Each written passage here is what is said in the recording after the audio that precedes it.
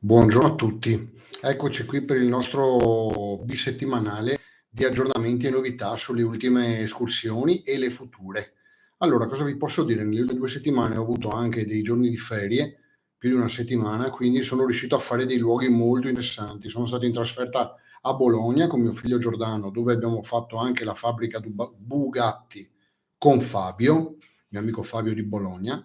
Inoltre, oltre ad aver girato nelle zone qui limitrofe, sono stato anche a Milano, dove mi è andata abbastanza male con le escursioni, e in un posto che non vi dirò segreto, dove ho girato un enorme ospedale abbandonato con Dante.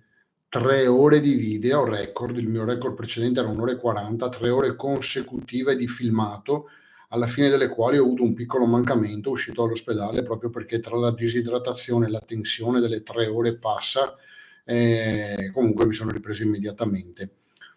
Cosa vi posso dire? Ho visitato delle chiese, delle ville in zona Bologna, in zona Modena.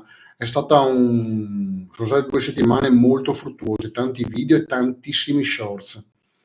E cosa vi posso dire? Per le prossime 2 settimane, sabato andrò col Dante a vedere dei luoghi qui vicino, perché ho fatto troppi chilometri, più di 1000 la scorsa settimana. Mentre per quanto riguarda la settimana prossima, invece, vediamo, devo ancora decidere, ma vorrei tantissimo andare un po' più lontano, ovviamente. Adesso vediamo se andare in Friuli o in Lombardia o in Emilia Romagna a fare dei luoghi nuovi, o anche Verona come zone, vediamo, e visiterò dei posti nuovi. Restate sintonizzati, siete sempre tanti che mi seguite, quindi io voglio ringraziare tutti perché siete tanti, mi seguite, mi fate i complimenti, qualcuno mi critica, ma ci sta, insomma, non si può piacere a tutti, si cerca sempre di migliorare.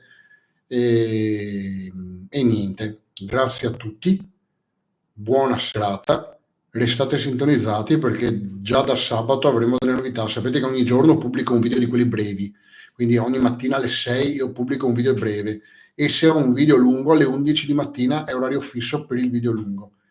Inoltre sabato avremo anche questa trasferta qui vicino col Dante, quindi restate sintonizzati, vi mando i saluti di Dante, vi porto i saluti di Dante e di Enrico e ci vediamo la prossima volta. Buona giornata a tutti.